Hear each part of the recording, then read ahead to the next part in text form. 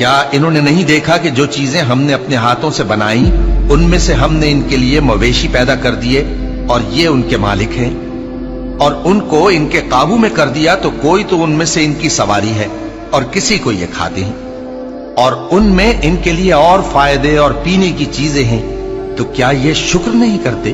और इन्होंने अल्लाह के सिवा और माबूद बना लिए हैं कि शायद उनसे इनको मदद पहुंचे, मगर वो इनकी मदद की हरगिज ताकत नहीं रखते, और वो इनकी फौज बनाकर हाजिर किए जाएंगे तो इनकी बातें तुम्हें गमनाक ना कर दें। ये जो कुछ छुपाते और जो कुछ जाहिर करते हैं हमें सब मालूम है।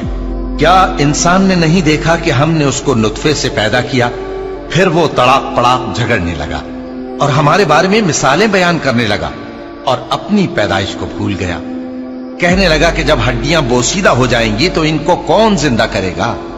कह दो कि इनको वो जिंदा करेगा जिसने इनको पहली बार पैदा किया था, और वो हर तरह की तकलीफ को जानता है। वही जिसने तुम्हारे लिए सब्ज दरख्त से आग पैदा की, फिर तुम उसकी टहनियों को रगड़कर उनसे आग निकालते हो। भला जिसने आसमानों और जमीन को पैदा किया, क्या वो इस बात पर कादिर नहीं कि इनको फिर वैसे ही पैदा कर दे? क्यों नहीं? और वो तो सब कुछ पैदा करने वाला, कामिल इल्म वाला है। उसकी शान ये है कि जब वो किसी चीज का इरादा करता है तो उससे फरमा देता है कि हो जा, तो वो हो जाती है। वो जात पाक है जिसके हाथ में हर चीज की हुकूमत है, और उसी की तरफ तुमको लौट कर जाना है।